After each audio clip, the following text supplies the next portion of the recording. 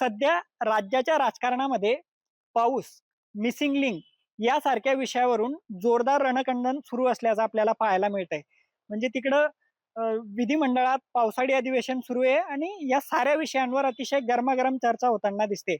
पण हे सगळं घडत असताना एक मोठी घडामोड मुंबईत घडली आणि तिची राजकीय बातमी आता होऊ पाहते आहे. आणि हीच राजकीय बातमी जळगाव जिल्ह्यासाठी तितकीच महत्वाची आहे. ही बातमी काय आहे?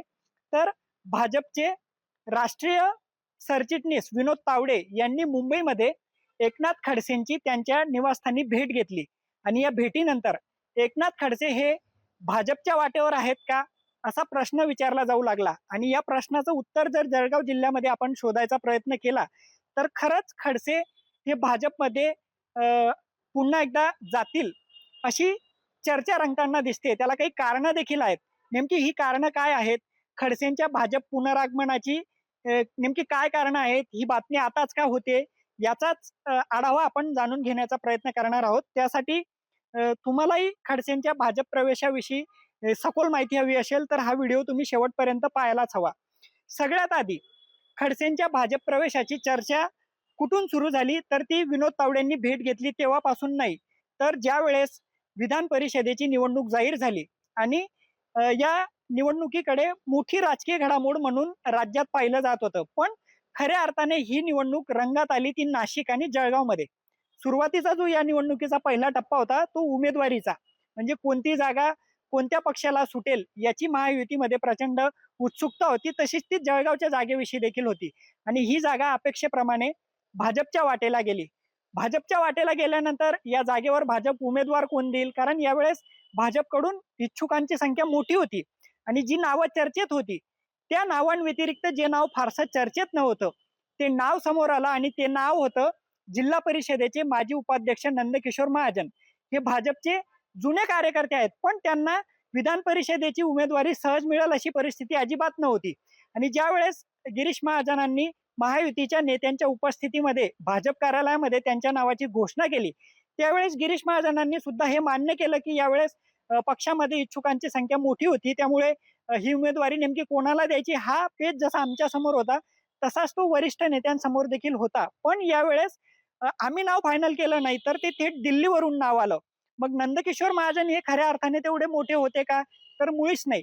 मग नंदकिशोर महाजनांना विधान परिषदेची उमेदवारी कशी मिळाली? तर या प्रश्नाचं उत्तर होतं एकनाथ खडसेंच्या माध्यमातून नंदकिशोर महाजन यांना उमेदवारी मिळाली अशी चर्चा त्यावेळेस रंगू लागली. आणि गिरीश महाजनांचं मग भाजपमध्ये डिमोशन होत आहे का, गिरीश महाजनांना बाजूला केलं जात आहे का, अशी चर्चा सुरू झाली. तो चर्चेचा भाग वेगळा होता. आता आपला विषय आहे खडसेंच्या भाजप प्रवेशाचा. तर नंदकिशोर महाजन यांचा जर आपण राजकीय इतिहास पाहिला तर हे पूर्वाश्रमीचे कट्टर खडसे समर्थक होते आणि त्यामुळे ते त्यांना ही उमेदवारी मिळाली असा राजकीय जाणकारांचा अंदाज आहे. आणि त्या पद्धतीने ती बातमी देखील पुढे आली की रक्षा खडसे आता सध्या केंद्रात राज्यमंत्री आहेत. एकनाथ खडसे त्यांच्या माध्यमातून नंदकिशोर महाजनांना ही उमेदवारी मिळाली असं त्यावेळेस सांगितलं जात होतं. तो भाग वेगळा होता. आता आपण जरा मूळ विषयाकडे येऊ. विधान परिषद निवडणुकीचा निकाल लागला त्यानंतर खडसे, नंदकिशोर महाजन, गिरीश महाजनांचं भाजपमधलं डिमोशन होतंय का हा जो विषय चर्चेला होता तो बाजूला पडला. पण नंदकिशोर महाजन यांना मिळालेली उमेदवारी हा निश्चितच, कारण गिरीश महाजन हे जळगावमध्ये भाजपचे एक प्रमुख नेते आहेत. प्रत्येक निर्णय त्यांना विचारूनच घेतला जातो अशी भाजपच्या कार्यकर्त्यांसोबत पदाधिकाऱ्यांचा देखील समज आहे. त्यामुळे नंदकिशोर महाजनांच्या उमेदवारीच्या माध्यमातून खडसेंचं राजकीय अस्तित्व पुन्हा एकदा सिद्ध झालं हे आपल्याला नाकारता येणार नाही. आता हा झाला काही दिवसांपूर्वीचा विषय. आता ज्या वेळेस विनोद तावडेंनी मुंबईमध्ये एकनाथ खडसेंची भेट घेतली, या भेटीमागे नेमके काय अर्थ दडलेले आहेत त्याचा तपशील जरी समोर आलेला नसला आणि स्वतः एकनाथ खडसेंना ज्यावेळेस या विषयासंदर्भात विचारणा केली त्यावेळेस साहजिकच त्यांनी अतिशय डिप्लोमॅटिक उत्तर त्या ठिकाणी दिलं की विनोद तावडे हे मुंबईत रक्षा खडसेंच्या भेटीसाठी आलेले होते आणि साहजिकच ते ज्यावेळेस घरी आले त्यावेळेस त्यांनी आपल्या प्रकृतीची विचारपूस केली. नंतर आमच्यामध्ये थोडी वैयक्तिक चर्चा झाली.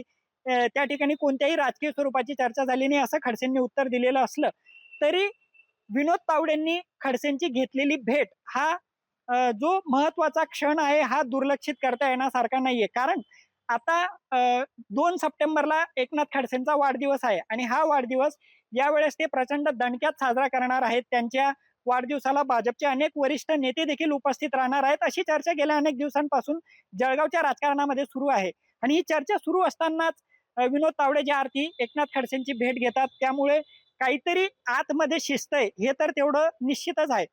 मग आता ही नेमकी चर्चा कोणत्या दिशेने जात आहे, तर आपण या चर्चेला सुरुवात करण्यापूर्वी आपण थोडा एकनाथ खडसेंचा भाजप, राष्ट्रवादी, त्यानंतर आता पुन्हा भाजप वापसीचा जो आता हा जो चर्चेचा कालखंड आहे, त्याच्या थोड्या इतिहासात जर आपण डोकावून पाहिलं तर आपल्याला सगळ्यात आधी 2014 वर्षात डोकून पाहावं लागेल. कारण त्यावेळेस युतीचं सरकार सत्तेवर आलं. एकनाथ खडसेंचं नाव हे मुख्यमंत्री पदाच्या शर्यतीमध्ये होतं.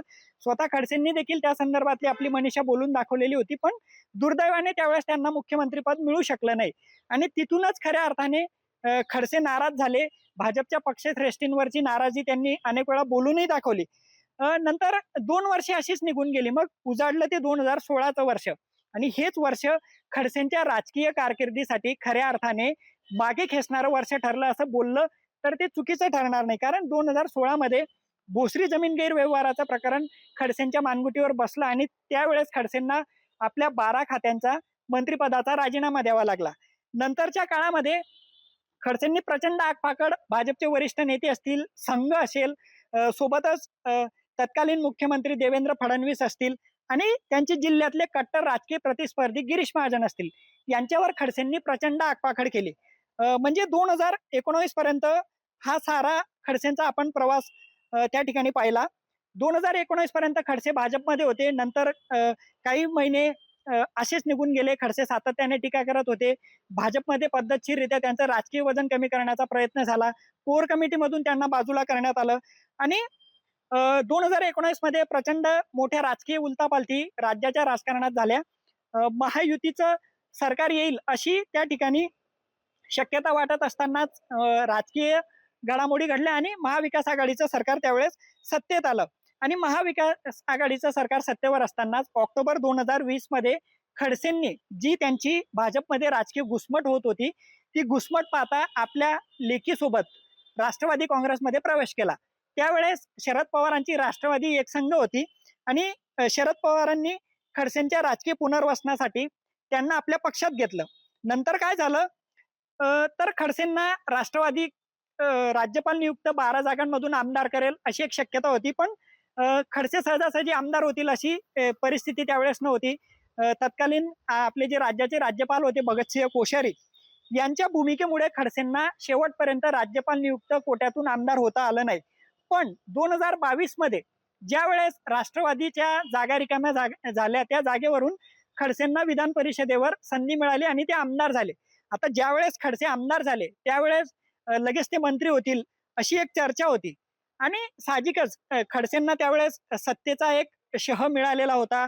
आमदारकी त्यांच्या हातात होती आणि भाजपमध्ये त्यांना जो त्रास देण्यात आला त्या लोकांचा वचपा काढण्यासाठी खडसेंनी त्यावेळेस पद्धतशीररित्या डाव टाकायला सुरुवात केलेली होती. म्हणजे तुम्हाला आठवत असेल त्यावेळेस राज्यामध्ये सर्वाधिक गाजलेलं भाईचंद हिराचंद रायसोनी पतसंस्थेच्या गैरव्यवहाराचं एक प्रकरण समोर आलं आणि या प्रकरणामध्ये भाजप नेते गिरीश महाजनांचं नाव समोर आलं. त्यांचे काही नातलग देखील या प्रकरणामध्ये अडचणीत आलेले होते. सोबतच DHR प्रकरणासोबतच जळगावातल्या नूतन मराठा या शिक्षण संस्थेचं एक प्रकरण समोर आलं आणि या प्रकरणामध्ये गिरीश महाजनांवर एक गुन्हा दाखल झाला. त्यानंतर गिरीश महाजन पूर्णपणे कायद्याच्या कचाट्यात अडकल्याचं आपल्याला दिसत होतं आणि त्यांचे जे सुप्रीमो मानले जातात देवेंद्र फडणवीस, हे देखील साहजिकच त्या प्रकरणामध्ये गोवले गेले होते आणि या प्रकरणामध्ये या दोन्ही नेत्यांची अडचण झाल्याचं आपल्याला त्यावेळेस पाहायला मिळालं. पण नंतर सुदैवाने देवेंद्र फडणवीसांनी मोठ्या राजकीय घडामोडी त्यावेळेस घडत असतानाच पेनड्राईव्ह प्रकरण समोर आणलं आणि कशा पद्धतीनं हे सगळं षडयंत्र त्यांच्या विरोधात रचलं जात होतं ते पुराव्यासकट त्यांनी उघड केलं. नंतर महाविकास आघाडीचं सरकार त्यावेळेस आपल्याला बॅकफुटवर गेल्याचं देखील पाहायला मिळालं. हे सगळं घडत असताना खडसेंच्या मंत्रिपदाची चर्चा मात्र त्याही वेळेस जोरदार रंगत होती. पण त्यावेळेस मोठा सेटबॅक महाविकास आघाडी सरकारला त्यावेळेस बसला. एकनाथ शिंदेंनी शिवसेनेतून बाहेर पडत त्यांनी बंड केलं आणि नंतर महाविकास आघाडी सरकार कोसळलं आणि परत युतीचं सरकार त्या ठिकाणी आल्याचं देखील आपण पाहिलं. त्यामुळे खडसेंच्या मंत्रिपदाचं स्वप्न जे होतं त्यावर पूर्णपणे पाणी फिरलं होतं. दरम्यानच्या काळामध्ये खडसे परत विरोधी पक्षात गेले. विरोधी पक्षाचे आमदार म्हणून त्यांच्याकडे पाहिलं गेलं. ह्या सगळ्या घडामोडी घडत असतानाच 2024 ची लोकसभा निवडणूक आली आणि या लोकसभा निवडणुकीमध्ये भाजपने रक्षा खडसेंना तिसऱ्यांदा खासदारकीचं तिकीट दिलं. आता महाविकास आघाडीचं प्रतिनिधित्व करत असताना खडसेंवर राष्ट्रवादीची मोठी जबाबदारी होती. रावेरची जी जागा होती ती राष्ट्रवादीने काँग्रेस सोबत भांडून आपल्या पदरात पाडून घेतलेली होती. त्यामुळे रक्षा खडसेंच्या विरोधात तोडीस-तोड उमेदवार द्यायचा असा निर्णय स्थानिक नेत्यांच्या पातळीवर झालेला होता आणि ते सगळं होत असताना मग त्यावेळेस खडसेंनी ज्या पद्धतीने ते एकदम निष्णात राजकीय रणनीती आखण्यात त्यांना माहीर समजलं जातं, त्या पद्धतीने त्यांनी त्यावेळेस पावलं टाकलेली होती आणि आपण राष्ट्रवादीकडून खासदारकीची निवडणूक लढू अशी घोषणा त्यांनी त्यावेळेस सुरुवातीला केली होती. पण नंतरच्या काळामध्ये त्यांनी आपली भूमिका बदलली, राष्ट्रवादीला झुलवत ठेवलं. मग नंतरच्या काळामध्ये राष्ट्रवादीच्या स्थानिक नेत्यांनी त्यांची ही दुहेरी भूमिका ओळखून रोहिणी खडसेंना उमेदवारी देण्याची मागणी केली होती. मग नणंद आणि भाऊजाईमध्ये ही लढत होईल का अशी शक्यता वाटत असतानाच अपेक्षेप्रमाणे ही उमेदवारी खडसे परिवारात न जाता ती श्रीराम पाटलांना देण्यात आलेली होती. आणि मग ज्यावेळेस राष्ट्रवादीचा उमेदवार त्या ठिकाणी जाहीर झाला तेव्हा खडसेंनी मोठा ट्विस्ट या निवडणुकीमध्ये निर्माण केला होता आणि तो ट्विस्ट होता की खडसेंनी त्यावेळेस सांगितलं की मी आता राष्ट्रवादी सोडून भाजपमध्ये जात आहे. मी राष्ट्रवादीच्या प्राथमिक सदस्यत्वाचा राजीनामा देखील जयंत पाटलांकडे सादर केलेला आहे आणि आता माझा जवळपास भाजप प्रवेश निश्चित झालेला आहे, हे खडसेंनी जाहीर केलं होतं. आणि त्यावेळेस खडसेंनी जे पी नड्डा असतील, राजनाथ सिंह असतील यांच्यासोबतचे दिल्लीतले काही फोटो देखील त्यावेळेस व्हायरल झालेले होते. त्यामुळे खडसे भाजपात गेल्यात जमा आहेत असा समज जळगावातल्या लोकांनी करून घेतलेला होता. पण जेव्हा लोकसभा निवडणूक संपली तेव्हा पुन्हा खडसेंनी आपला यू टर्न घेतला. मी भाजपमध्ये आता जाणार नाहीये, मी राष्ट्रवादीमध्ये शरद पवारांसोबत थांबणार आहे अशी भूमिका त्यांनी जाहीर केली. त्यामुळे हे तर स्पष्ट झालं होतं की रक्षा खडसेंसाठी ते काम करत होते. राष्ट्रवादीत राहून त्यांनी रक्षा खडसेंचं काम केलं, त्यांना निवडून आणण्यात त्यांचा देखील वाटा राहिला, हे त्यावेळेस स्पष्ट झालेलं होतं. पण ज्या वेळेस 2024 ची लोकसभा निवडणूक संपली, खडसेंचा युटर्न झाला, पुढे विधानसभेची निवडणूक होती. मग या विधानसभेच्या निवडणुकीमध्ये राष्ट्रवादीकडून त्या जागेवर रोहिणी खडसेंना उमेदवारी जाहीर होणार होती, कारण दुसरा तुल्यबळ उमेदवार राष्ट्रवादीकडे नव्हता. ही उमेदवारी रोहिणी खडसेंना जाईल हे स्पष्टच होतं. त्याच वेळेस एक अशी देखील चर्चा होती की वर्षानुवर्ष ज्यावेळेस एकनाथ खडसे भाजपमध्ये होते, मुक्ताईनगरची जागा ही भाजपच्या वाटेला होती. त्यामुळे भाजप ही जागा सहजासहजी शिवसेना शिंदे गटाला देईल अशी शक्यता सुतराम नव्हती. पण ज्यावेळेस हीच जागा भाजप आपल्या ताब्यात ठेवण्यासाठी भाजपने रोहिणी खडसेंना देखील ऑफर दिल्याची एक चर्चा होती.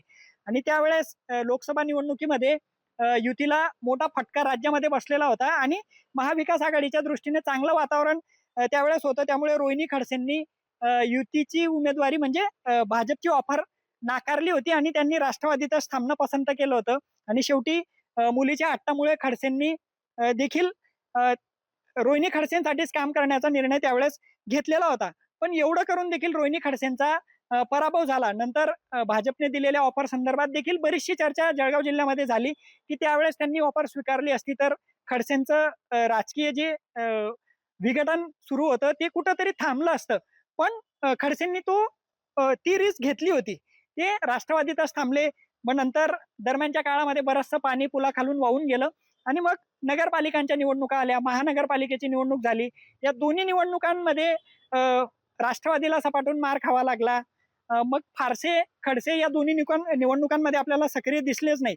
पण त्यानंतर परत एकदा खडसेंच्या भाजप प्रवेशाची चर्चा खऱ्या अर्थाने जिथून सुरू झाली, जसं मी व्हिडिओच्या सुरुवातीला सांगितलं की विधान परिषदेच्या निवडणुकीमध्ये भाजपने नंदकिशोर महाजनांना उमेदवारी दिली आणि त्यांच्या उमेदवारी मागे एकनाथ खडसेंचं बळ असल्याचं सांगितलं जात आहे. आणि त्याच अर्थाने खडसेंच्या बाबतीमध्ये भाजपचे वरिष्ठ नेते जे आहेत ते सकारात्मक आहेत आणि त्यांच्या शब्दाला मान देऊन नंदकिशोर महाजनांना उमेदवारी दिली असावी असा राजकीय जाणकारांचा देखील अंदाज आहे.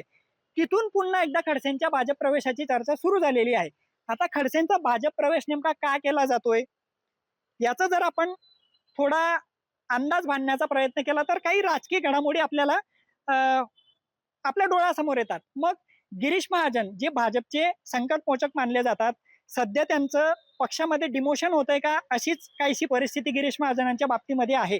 आणि पक्षीय संघटनाचा जर आपण विचार केला तर सध्या भाजपचे जे वरिष्ठ नेते आहेत त्यांचं एक असं धोरण दिसतंय, की पक्ष संघटनेमध्ये जे आपले पूर्वीचे भाजपचे कार्यकर्ते असतील, पदाधिकारी असतील किंवा नेते असतील, जे पक्ष सोडून दुसऱ्या पक्षामध्ये गेलेले आहेत, त्यांना परत पक्षामध्ये घेतलं पाहिजे. जे विरोधी पक्षामधले प्रबळ नेते आहेत, त्यांना देखील आपल्या पक्षामध्ये घेतलं पाहिजे. म्हणजे पक्ष संघटन वाढीचं जे धोरण सध्या भाजपच्या नेत्यांनी अवलंबलेलं दिसतं, त्यामध्ये एकनाथ खडसेंचा रोल आपल्याला नाकारून चालणार नाही. 40 वर्षे त्यांनी भाजपसाठी रक्ताचं पाणी केलं, हे संपूर्ण महाराष्ट्राने नाही तर देशाने पाहिलेलं आहे. गोपीनाथ मुंडे असतील, प्रमोद महाजन असतील, नासर फरांदे असतील, अशी बरीचशी नावं आपल्याला सांगता येतील, की त्यांच्या सोबत राहून खडसेंनी भाजप वाढवण्यासाठी काम केलेलं आहे. दरम्यानच्या काळात ज्या काही चुका झालेल्या असतील, त्या दोन्ही बाजूंनी झालेल्या आहेत. त्यामुळे आता समेट करून खडसेंना भाजपमध्ये घ्यावं आणि पक्ष संघटन वाढीसाठी त्यांच्या अनुभवाचा फायदा करून घेण्याचा या ठिकाणी भाजपचा प्रयत्न दिसतोय. आणि यासाठी स्वतः अमित शहा असतील, आता भाजपचे राष्ट्रीय अध्यक्ष नितीन नबीन असतील, पूर्वीचे जे पी नड्डा असतील, विनोद तावडे असतील, म्हणजे ही जी वरच्या फळीची जी मंडळी आहे ती खडसेंबाबत सकारात्मक आहे आणि त्या दृष्टीने पावलं टाकल्याचं सांगितलं जाते. आणि या साऱ्या घडामोडींसाठी जी योग्य टायमिंग आहे ते खडसेंच्या वाढदिवसाचं. कारण खडसे आता येत्या सप्टेंबरमध्ये 2 सप्टेंबरला ते वयाची 75 पूर्ण करतायत. त्यांच्या अमृतसवानिमित्त त्यांना सन्मानाने भाजपमध्ये घ्यावं आणि पक्ष संघटन वाढीसाठी त्याचा उपयोग करून घ्यावा. आता तुम्ही म्हणाल तर मग आताचे जे भाजपचे नेते आहेत, एक्झिस्टिंग नेते आहेत, ते पक्ष संघटन वाढीची वेळ देत नाहीयेत का? तर तसं अजिबात नाहीये. जर आपण गिरीश महाजनांच्या बाबतीत बोलायचं झालं तर ज्यावेळेस विधानसभेची निवडणूक झाली तेव्हापासूनच गिरीश महाजनांच्या बाबतीमध्ये सातत्याने काहीतरी अडचणीत आणणारे विषय घडतायत. गिरीश महाजन ज्यावेळेस आमदार म्हणून निवडून आले ते फार मोठ्या लीडने निवडून आलेले नाहीत तसं पाहिलं तर. त्यांचा अतिशय कमी मतांनी, म्हणजे राज्यातले इतर नेत्यांचा जर आपण विजयाचं मार्जिन पाहिलं तर त्या तुलनेमध्ये गिरीश महाजनांचं विजयाचं मार्जिन कमी आहे. आणि नंतर मग मंत्रिमंडळ स्थापन होण्याच्या काळामध्ये त्यांच्या मंत्रिपदासंदर्भात देखील थोडीशी आशंका होती. पण त्यांना जलसंपदा खातं विभागून देण्यात आलं. अर्ध खातं जे आहे दुसरीकडे देण्यात आलं, अर्ध खातं गिरीश महाजनांना देण्यात आलं. आणि त्यानंतर मग अनेक प्रकरणं देखील समोर आली. जळगावातलं बहुचर्चित प्रफुल्ल लोढा प्रकरण आलं. त्याच्यामध्ये देखील गिरीश महाजनांवर अंगुली निर्देश त्या अनुषंगाने केला गेला. नंतर ते प्रकरण मागे पडलं आणि या सगळ्या प्रकरणांमध्ये मग खडसेंनी देखील त्यांच्यावर बऱ्यापैकी तोंडसुख घेतल्याचं आपण पाहिलं. पण अलीकडच्या काळामध्ये, म्हणजे आता नुकतंच जर उदाहरण द्यायचं म्हटलं तर गिरीश महाजनांचा एका तरुणीसोबतचा कथित फोटो सोशल मीडियावर मोठ्या प्रमाणावर व्हायरल झालेला होता. स्वतः गिरीश महाजनांनी देखील माध्यमांसमोर येऊन त्या संदर्भातलं स्पष्टीकरण दिलं. पण एवढं मोठं प्रकरण होत असताना खडसेंनी गिरीश महाजनांच्या बाबतीत चकार शब्द देखील काढलेला नाही. जे खडसे गिरीश महाजनांना अडचणीत आणण्याची एकही संधी सोडत नाहीयेत. म्हणजे हे कुठंतरी खडसेंच्या भाजप प्रवेशाची जी नांदी म्हणावी का? हे सगळं सुरू असतानाच विनोद तावडेंनी त्यांची मुंबईत जी भेट घेतली ती भेट देखील दुर्लक्षित करता येण्यासारखी नाहीये. कारण विनोद तावडे हे सध्या भाजपमध्ये राष्ट्रीय सरचिटणीस पदाची जबाबदारी त्यांच्या खांद्यावर आहे. बिहार निवडणूक असेल किंवा इतर दुसरी पक्ष संघटनाची जबाबदारी आहे ती चोख पद्धतीने ते पार पाडताना दिसतायत. आणि असा नेता खडसेंची भेट घेतो, त्यानंतर खडसेंच्या भाजप पुनरागमनाच्या चर्चा सुरू होतात. तर कुठंतरी त्या दिशेने हालचाली होत आहेत हे तर स्पष्टच आहे. खडसेंच्या भाजप पुनरागमनाच्या विषयासंदर्भात तुमचं काय मत आहे ते आम्हाला कमेंट बॉक्समध्ये जरूर सांगा. आम्हाला ते मत जाणून घ्यायला निश्चितच आवडेल.